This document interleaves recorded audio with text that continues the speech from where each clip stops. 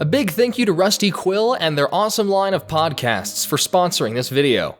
Rusty Quill is known for their award-winning podcasts that range from sci-fi, gaming, and horror. Like their Rusty Quill Gaming, their actual play podcast of tabletop fantasy RPGs, where they traverse an alternate version of London with over 250 episodes. Give me a bluff check on Brutor's behalf. Okay.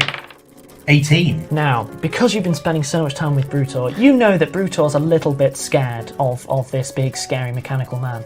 But Brutor is a dog of society now. A dog who wouldn't let such petty concerns get in the way of good grace, good manners, and... Or their Stella Firma podcast, a weekly sci-fi comedy following a high-born, yet lowly achieving planetary designer and his clone assistant. David! David, look at me. I am a mole, tunneling through the soil of creativity, looking for nuggets. Nuggets, David. And do you think we found them? Do you think we found them, David? Yes? Yes, we have, David, because we have bonded. We have improved. And finally, what I would call the cream of the crop, the Magnus Archives, their horror fiction podcast where they examine the Magnus Institute, an organization dedicated to researching the esoteric and weird. Jonathan Sims attempts to bring a neglected collection of supernatural statements up to date by converting them into audio files. What do you want? The world is... it's over. You've won. What can you possibly still need to hear? And they're approaching the final season of the Magnus Archives, so now is the time to start listening. Click on the link in the description or in the comments to start listening today. Answer me one question. What do you get when you sprinkle a little bit of Transformers on a 15-year-old boy? You get Generator Rex. This kid, he can transform his body into multiple weapons and uses it to fight monsters and bad guys. Apparently there's these super nanites that infested everything, but Rex has the protagonist power of being able to control his, which is why he can transform into things. I like how it's just a partial transformation though, instead of a complete one. It's weird at first, but it's different from what you'd expect out of a show. There's also Agent 6, who works for the government organization Providence because he dropped out of the Men in Black. There's Dr. Holiday, the daughter of Mr. Halloween Holiday and Mrs. Christmas Holiday. And there's John DiMaggio, the talking monkey. You call that comedy? And then there's this guy called Van Kleiss. He's basically a vampire, but for nanites. He's basically the figurehead of the people who embrace being evos, or the people who are mutated by nanites. He's kind of like Magneto, but also really wants power and control for selfish reasons. I'm not letting you hurt anyone, Van Kleiss. I don't intend to. As long as they do everything I ask. And Rex even has a love interest, Cersei, except this one isn't boring. She joined Van Kleiss because she doesn't feel like she belongs with normal people, so she's got that inner turmoil angle going for her. Which makes sense why she's goth. Oh, I only now made that connection. Huh. Honestly, I get what Rex sees in her, but I'd think I'd have trouble getting past her mouth. Now, when the show first aired, I thought it was so awesome. I managed to catch the first episode during the initial release, but then I had to deal with the crushing reality of public middle school. So I couldn't watch any more episodes thanks to my constant angst. And you know what, it's bugged me ever since. So I decided to catch up on what I missed, since a lot of the shows I watch for this channel aren't always that good. And I was really hankering for something actually entertaining. So the whole thing with Rex having amnesia and the whole world going through a life-altering event where nanite-infused superhumans have slowly become a problem is really cool and interesting. And I originally thought that would be the part that kept me going through the majority of this show. But to be honest, the entirety of this show is just solid throughout. I typically want to skip to the episodes where they progress the overarching story, like Rex finding out he has a brother, or Rex curing Van Kleiss. But even the standalone episodes are cool. Just the structure of the show is good. Several of the one-shot episodes are just as interesting as any of the overarching episode stories. Honestly, My favorite one that doesn't have a lot of spoilers for those of you who want to watch the show for yourselves, though I guess that doesn't matter since I just told you that Rex cures Van Cleis and that he has a brother. Oh well, those are both in season 1. The good one-shot episode that is just cool on its own, without needing any context from the rest of the show, is Breach, where they capture one of their enemies that can open portals and Rex gets lost in some weird floating island and Breach won't tell Dr. Holiday where he is. This episode in particular has a slight SCP vibe to it. It's like SCP for beginners. It's difficult for me to name an episode that actually bored me. The quality of this whole show is just better than most anything out there. And I actually appreciated how Providence isn't a secret government agency. It's just like any other government agency that recruits members from the mall food court, targeting people who look like they don't know what they're getting themselves into. It just makes it a bit more realistic, you know? Everyone knows about the giant monsters that are destroying cities, so there's no reasonable way Providence could be a secret government agency. Providence has no comment. But then season 2 rolls around and they basically backpedal on how Van Cleis was cured. I mean, it's cool that Van Cleis can make people into Evos now, but it takes away the big turning point from season 1, so I don't care for it. However, having Van Cleis create Evos makes it to where he's much more interesting and can be incorporated into the story more, so I guess I can't actually be too upset. And it's this reason where you actually get to see Rex's brother, who had been missing for 5 years, and there's the Green Fist, which is basically an even more extremist version of PETA. What do you think you're doing? I'm freeing all your prisoners, creep.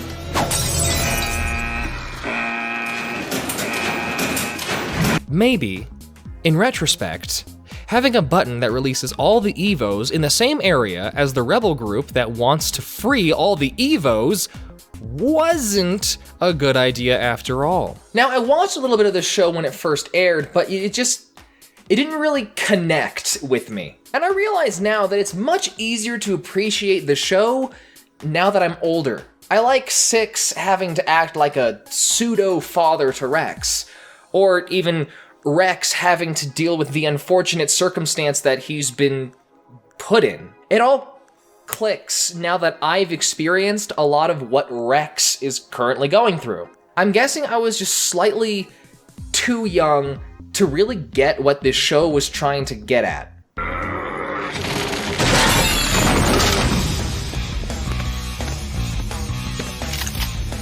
Now you're messing with the men of action. Oh, like Man of Action? Like the group that made the show? Oh man, what a cleverly made joke that clearly wasn't forced.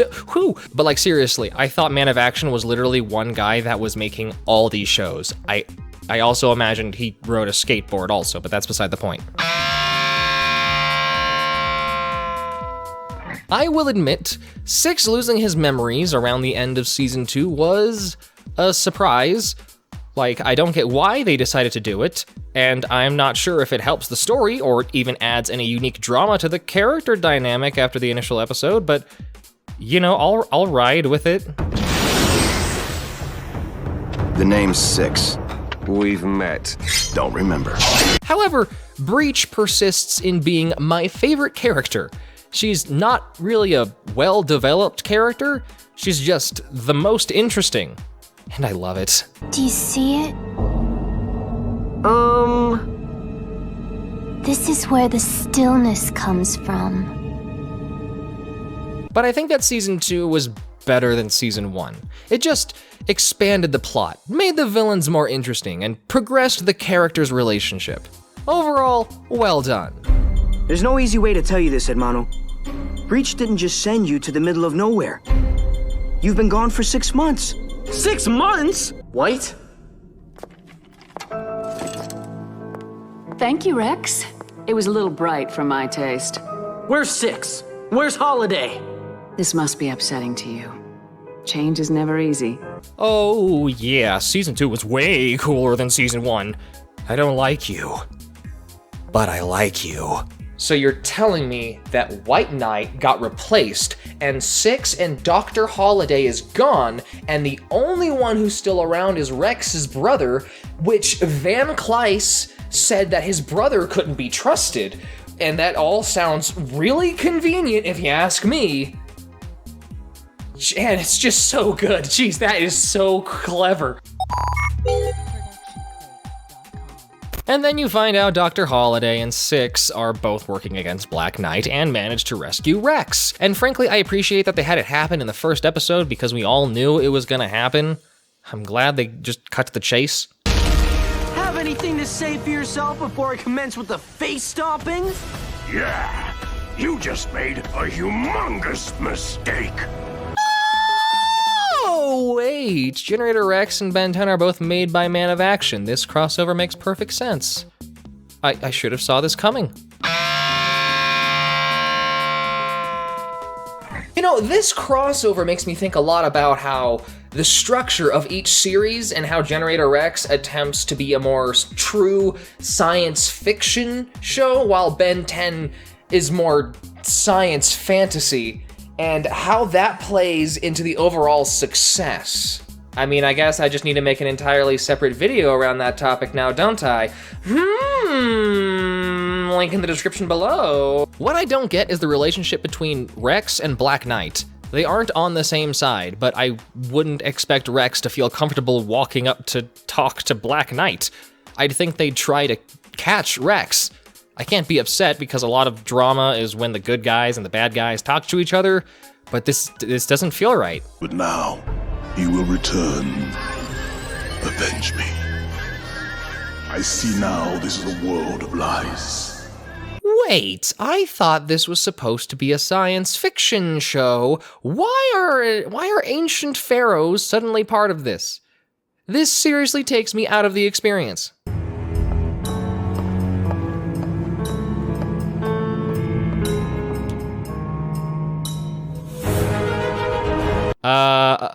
Okay. Yeah, I'll accept that. Sure. Time travel has already been established. That's not too far-fetched. And I was wondering what happened to Van Cleis, so okay, cool. Okay, let's wrap this up. You find out that Black Knight restarts the nanite program, the same program that released all the nanites into the world, in order to collect all of the infinity nanites and basically become as gods. Van Cleis was in a hibernation pod for thousands of years, and Breach was also saved because she was being pulled wherever Van Cleis was, and Rex saved her. Black Knight learns how to do this, which is honestly super cool. They take Rex because he has the Master Control Nanite, which he can talk to for some reason. Black Knight and her rich friends use Rex to combine the Infinity Nanites, and they all become Evos, which isn't exactly what they wanted, but now they're more powerful, so cool. The meta nanites were designed to work together. So will we. Go, go,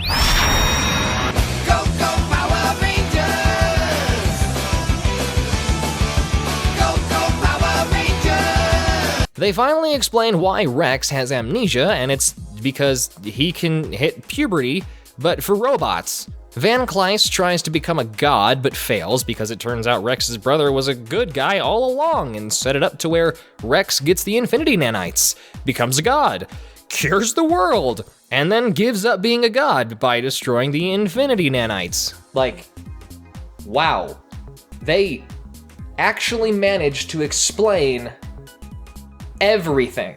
They managed to tie it all up. I feel like the Power Ranger part was a little bit shoehorned in there, but I would have been more upset if they never explained why Rex loses his memories. If I'm going to be completely honest, I feel like the ending of season 3 was a little bit clunky as they kept trying to add more and more things, but I think they managed to pull off a solid ending. This show is fantastic, and I'm so glad I actually managed to watch it after all these years. Some of you may be thinking that the answer to what happened to Generator Rex is that it just simply ended, and that's some really stupid reasoning if I'm going to be honest. This show could have easily been renewed season after season after season, just like how Ben 10 is. So why isn't it renewed? The reason, as I explained more in depth in my Why Action Cartoons Fail video, is simply that Generator Rex is an action cartoon. The way it works is that Cartoon Network hires Man of Action Studios to create concepts for shows and do script writing. The existence of a show is only really gonna keep going so long as Cartoon Network is willing to fund it. And the only real conclusion as to why Ben 10 got to keep going while Generator Rex didn't was because Ben 10 was more profitable for Cartoon Network. Either through ratings or through sales of merchandise, it always comes down to what can sell the best, even though it appears that Ben 10 Ultimate Alien was rated worse than Generator Rex, but I have an explanation for that in my follow-up video, and Generator Rex apparently didn't sell as well. Wait, they never really did anything about Six losing his memories. What was that about? Oh my god, they added the Power Ranger giant robot thing in order to try and convince Cartoon Network to make more toys in order to justify renewing Generator X for more episodes. Holy crap!